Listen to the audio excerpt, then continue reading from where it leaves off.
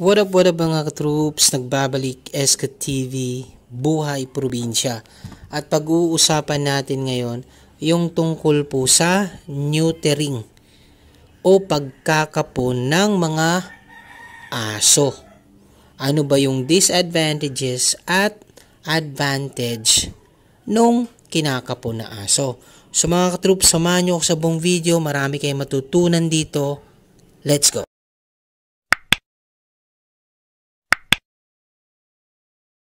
So yan na yan mga katroops, uunahin natin positive sides pagkapon ng aso mo.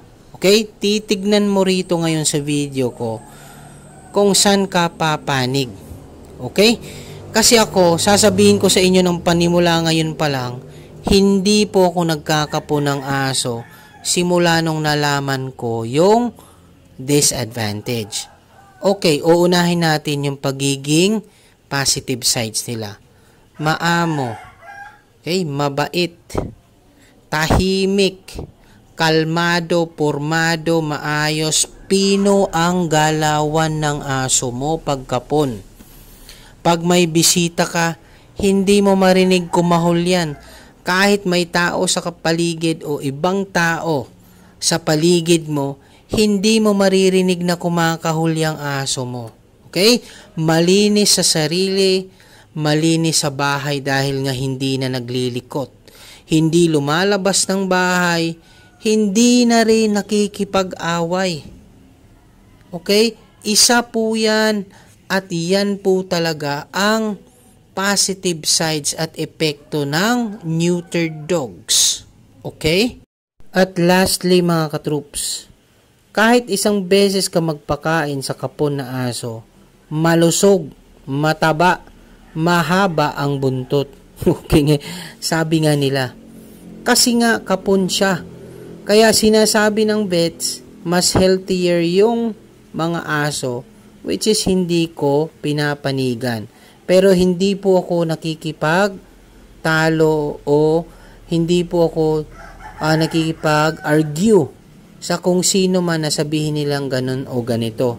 Kasi meron po akong sariling stand at meron po akong pinaniniwalaan. So, nasa sa inyo po yan. Pwede nyo pong i-comment sa comment section natin kung alin po yung pinaniniwalaan nyo. At igagalang ko po yan and hopefully, ganun din po kayo sa opinion ko. Alright mga katroops, pupunta tayo sa negative sides which is dun talaga ako pumapanig. Kaya simula nung nalaman ko to, hindi na po ako nagkakapon ng aso. Una, nababawasan na po ang kanilang daily routine. Okay?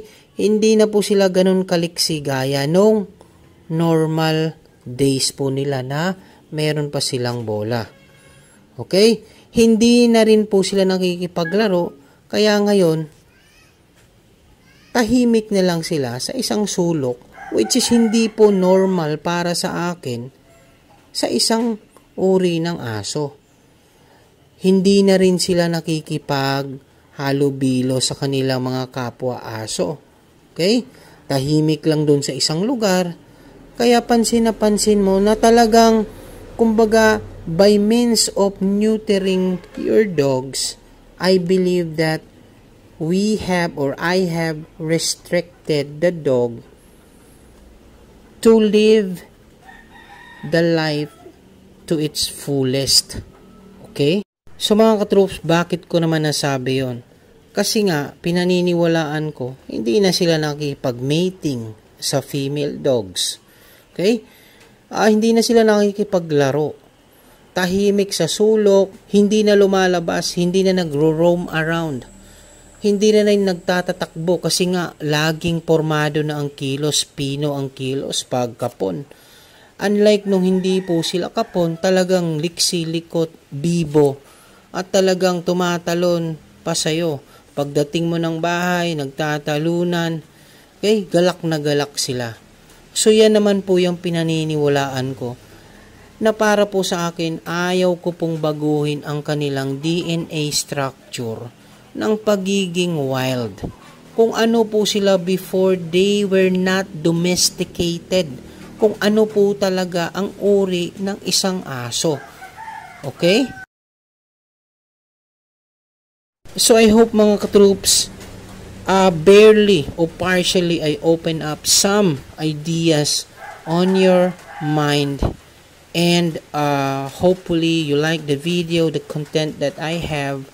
Sa mga bago lang po sa aming channel, we are SK TV Buhay Probinsya. Please don't forget to subscribe. Dadalhin ko yung tips at home